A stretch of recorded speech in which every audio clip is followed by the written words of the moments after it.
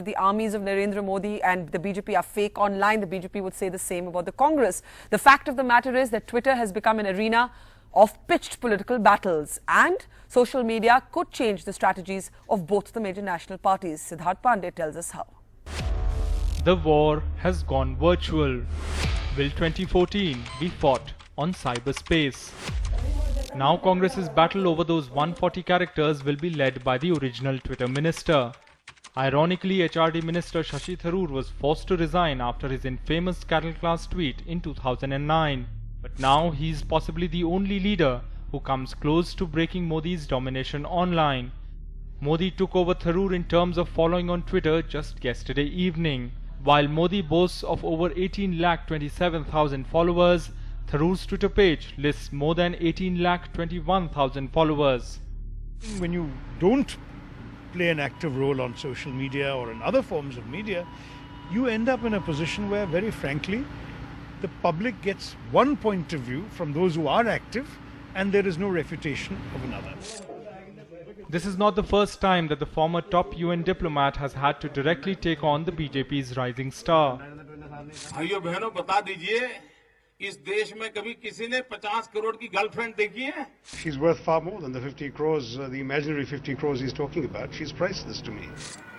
Traditionally, Congress has stayed away from the social media, but with Rahul Gandhi's promotion comes a newfound aggression online.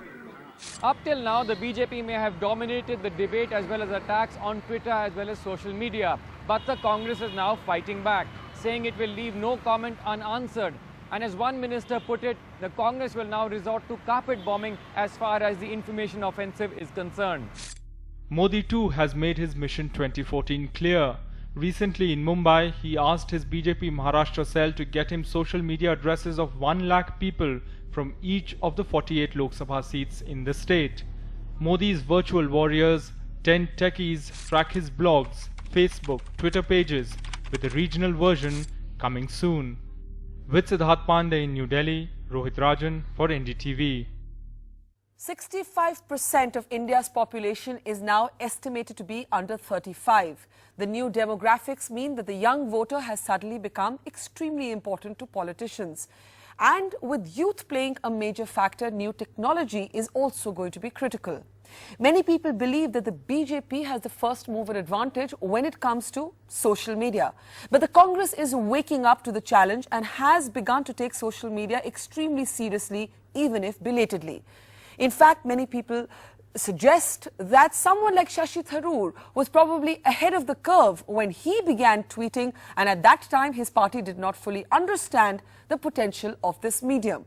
Now Shashi Tharoor will be leading a team to take on the BJP challenge in the online space. How much of an impact will social media have on politics as we know it in India? Joining us now is the Minister of State for Human Resource Development, Shashi Tharoor himself. Also joining us is Chandan Mitra, senior leader of the BJP.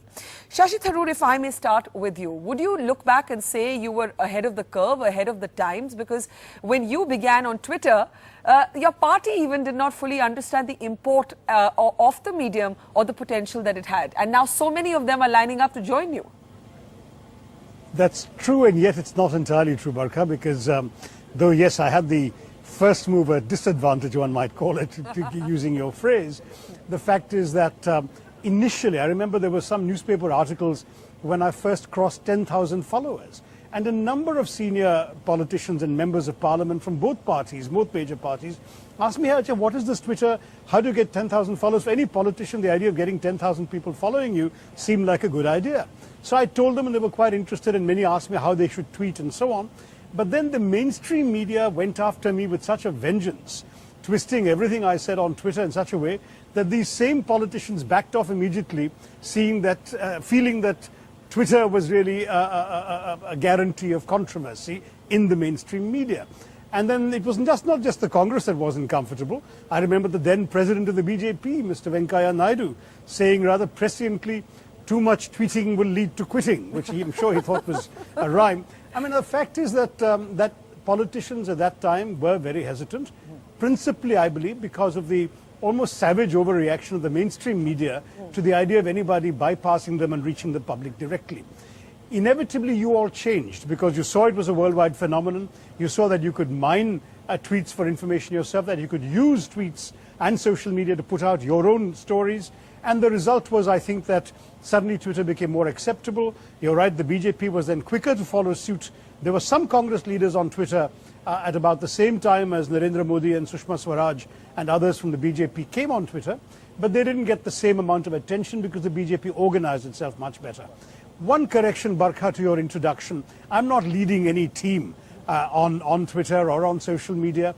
I tweet for myself, but I am a Congress MP. I'm a member of the government. And obviously a lot of what I say will be supportive of the government and will be critical of the opposition. But that is still me and not because I'm leading any team. We have a communication cell in the Congress party. It's led by Ajay Markan, who himself has 250,000 followers on Twitter. You should ask him how leading a team is. I'm not leading any team.